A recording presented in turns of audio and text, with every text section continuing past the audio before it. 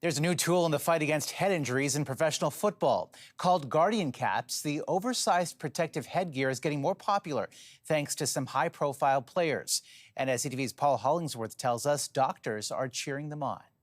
Guardian caps are bulky, heavily padded, and designed to minimize the impact of dangerous head contact that can cause concussions and other serious injuries. They're a little bit heavier than our normal helmets, but I don't mind them.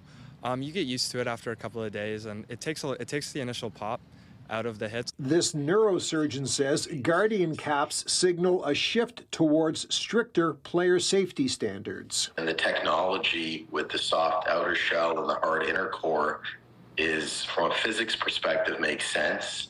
And the NFL has reported that there's a reduction in concussions. Protective coverings for helmets are now being worn by football players at all levels across North America. I think everybody's aligned to make the sport safer, including the players, the owners, the administrators. Players in the CFL and NFL have a green light to wear Guardian caps in games, but up until now, for the most part, they've only been worn during training camps and practices. Catch made, Mo.